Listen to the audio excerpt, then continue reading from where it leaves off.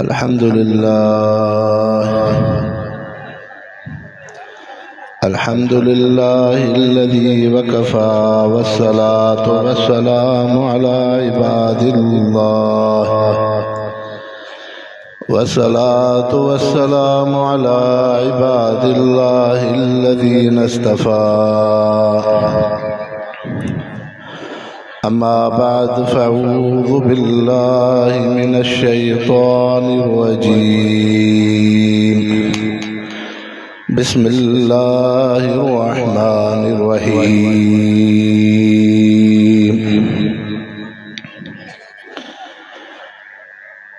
इन्ना नहनु नज़्ज़लना ज़िक्र व इन्ना लहू लहाफ़िज़ून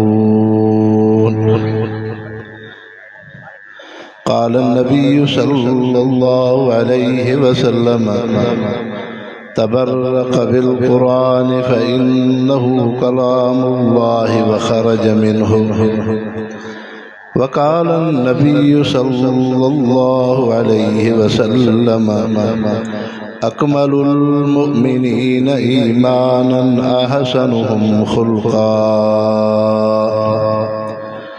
दोस्त अहबाब दिल जी मोहब्बत सां दुरूद शरीफ अल्लाहुम्मा सल्लि अला सय्यिदिना मुहम्मदिन नबील उम्मी व आलिहि व बारिक व सल्लिम अदद कुल्लि मालूम लक दाइमन अबदा।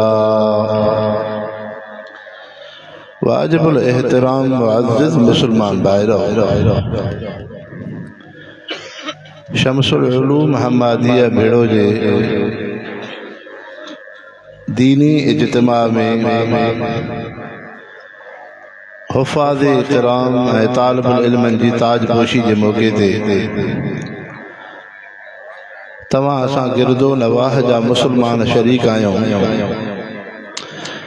रब करीम मदारिस दीनीह के ता क़यामत आबाद फरमाए। अल्लाह से उम्मत मुस्लिमा जे बचड़न के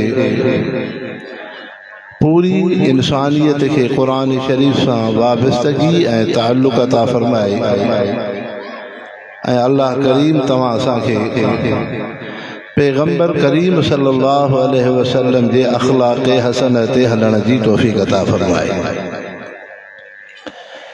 मुसलमानो, इंसान जी तख़लीक़ पैदाइश इन जे करे आहे त पंहिंजे मक़सद हयात खे सम्झे। दुनिया जा हुक्मरान, दुनिया जा इंसान इन शइ जी मेहनत कंदा आहिनि त कोई इंसान खे लिबास भलो हुजे। अब थोड़ो चुप करे वियो अबा, ईंदा महिमान ईंदा, को ईंदो को वेंदो। दुनिया जा इंसान इन शइ जो फ़िक्र रखंदा आहिनि त इंसान कपिड़ो भलो पाए, शहर सुठा हुजनि, हुकूमत खे कीअं हलाइजे, इंसाननि खे सहूलतूं आसाइशूं कीअं ॾिजनि। लेकिन उन्हनि जी नज़र ज़ाहिर ते हूंदी आहे।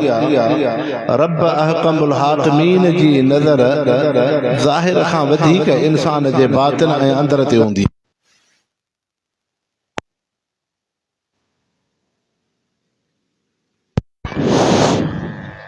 अल्लाह जी नज़र ज़ाहिर खां वधीक बातिन ते हूंदी आहे। रब साईं नबी सगोरा मोकिलिया, आखिरी रसूल हज़रत मोहम्मद करीम सल्लल्लाहु अलैहि वसल्लम आया ऐं कुरान शरीफ अज़ीम हिकिड़ी दौलत नसीब थी। इन जे करे त इंसान पंहिंजे अंदर खे साफ़ करे, जेको मक़सद हयात आहे, ज़िंदगी जो मक़सद उहो इंसान खे हासिल थिए। इन जे करे अम्मा आयशा तय्यबा ताहिरा खां जॾहिं सहाबिन सगोरन पुछा कई त अम्मा साईं हुज़ूर सल्लल्लाहु अलैहि वसल्लम जो अखलाक छा आहे, फरमायाई कान खुल्क़ुल कुरान, नबी जो अखलाक कुरान शरीफ आहे। हाणे इंसानो थोड़ो तवज्जो करे वियो।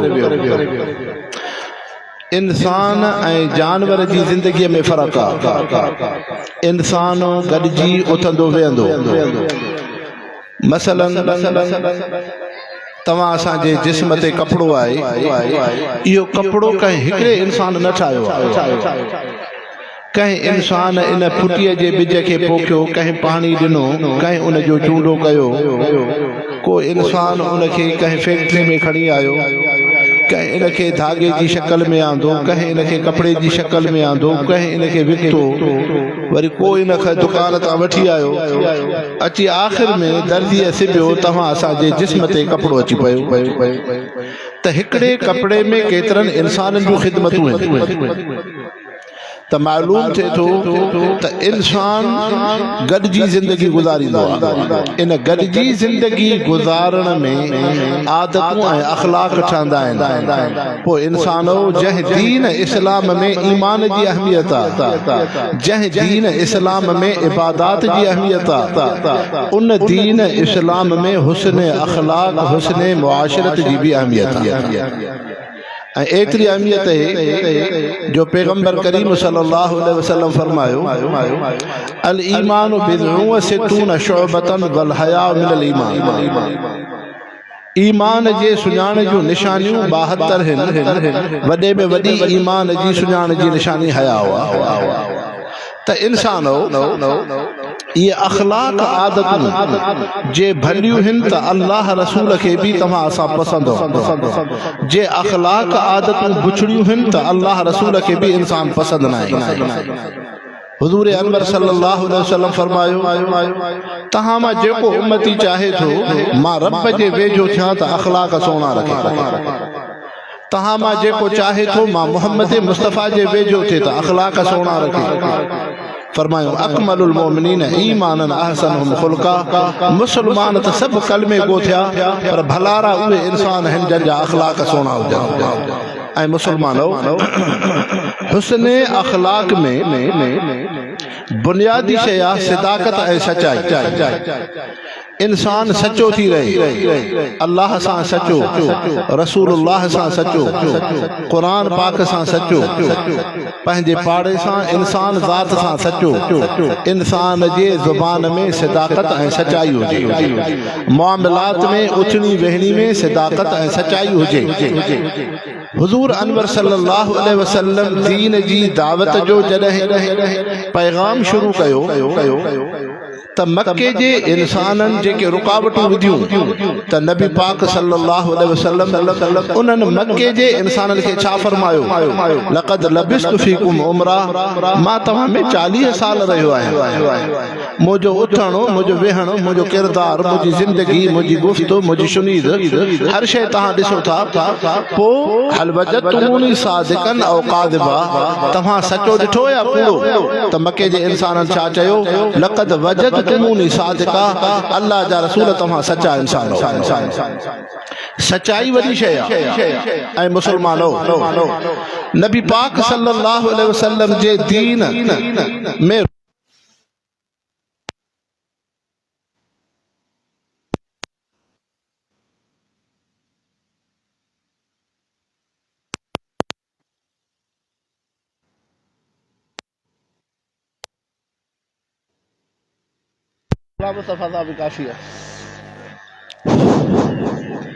त मुसलमानो अर्ज़ पे कयो दीन सां मुक़ाबिलो कंदड़, सहाबा खे अज़ियतूं ॾींदड़ जेके कुफ़र आहिनि, यहूदियत आहे, उन जे पोयां 2 फ़र्द हा। हिकिड़े जो नालो हो अबू जहल, ॿिए जो नालो हो अबू सुफियान। ॿई जंगी हरबन खे वॼो ॼाणींदा हुआ। जॾहिं बदर जी जंग में अबू जहल खां हिकिड़ो उन जो दोस्त पुछे सो त इन पैगंबर करीम सल्लल्लाहु अलैहि वसल्लम सां तूं अदावत दुश्मनी छो रखी आहे? चए ॿियो कुझु कोन्हे, अल्लाह जो नबी त सचो इंसान आहे, लेकिन मुंहिंजी इज़त, मुंहिंजी सरदारी थी वञे। त हाणे ॾिसो, उहो अबू जहल जेको महबूब मुस्तफ़ा जो मुक़ाबिलो थो करे मैदान बदर में, लेकिन हुज़ूर सल्लल्लाहु अलैहि वसल्लम जे सिदाकत ऐं सचाईअ जो इक़रार थो करे।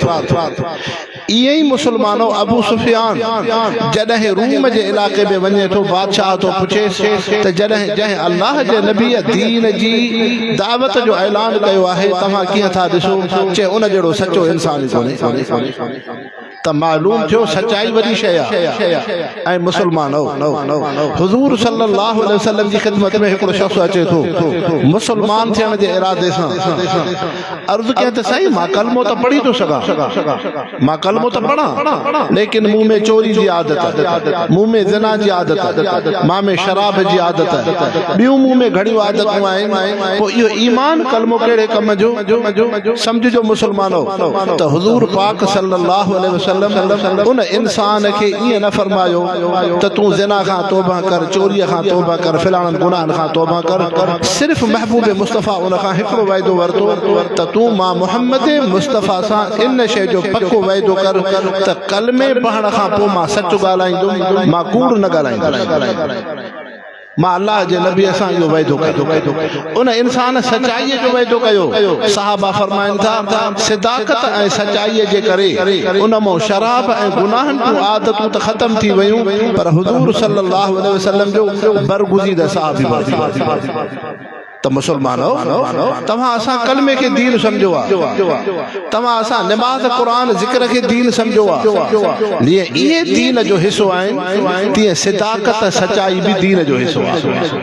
ऐं ॿी शइ हुस्न अख़लाक़ में इहा शइ आहे त मुसलमान ज़ुबान जो पूरो हुजे, जंहिंसां ज़ुबान कयो ॾेती में लेती में मामलात में उन ज़ुबान खे पूरो कयो। अल्लाह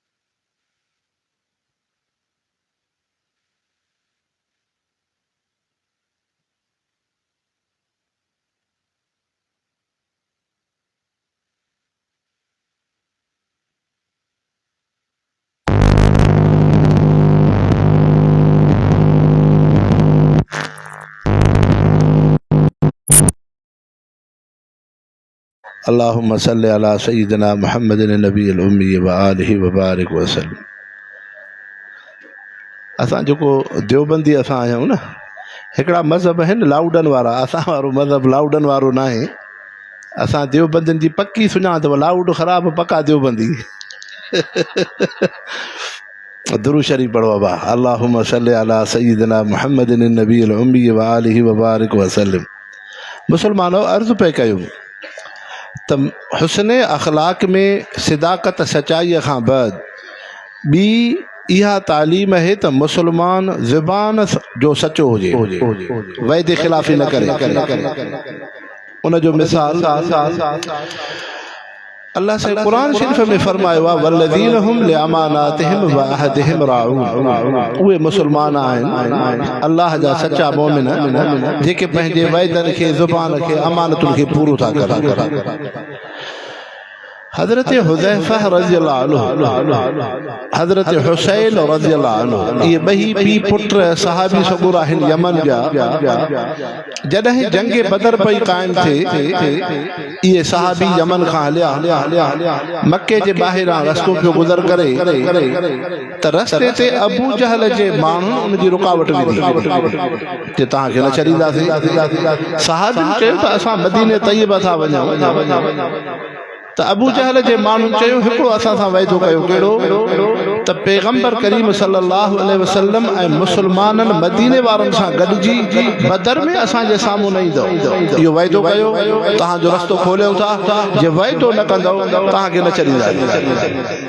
हज़रत हुज़ैफ़ा हज़रत हुसैन रज़ियल्लाहु अन्हुमा मजबूर थी पिया, साहबिन वाइदो कयो ज़ुबान कई। जॾहिं मदीने तैयबा में आया त नबी पाक सल्लल्लाहु अलैहि वसल्लम हुकुम कयो हलो बदर जे मैदान ते।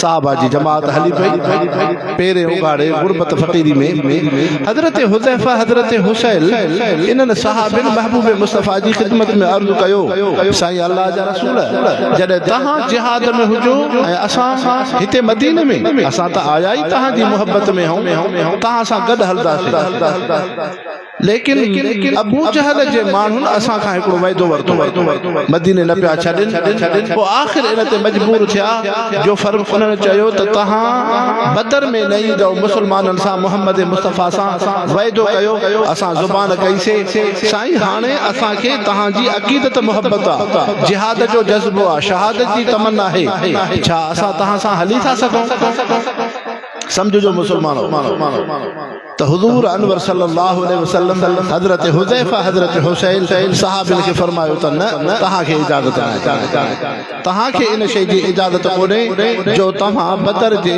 मैदान में हलो जेका तव्हां ज़ुबान कई आहे उन ज़ुबान ते बीहो हाणे थोरो समझो मुसलमानो हुननि त अॼुकल्ह ते मुसलमाननि खां वाइदो वरितो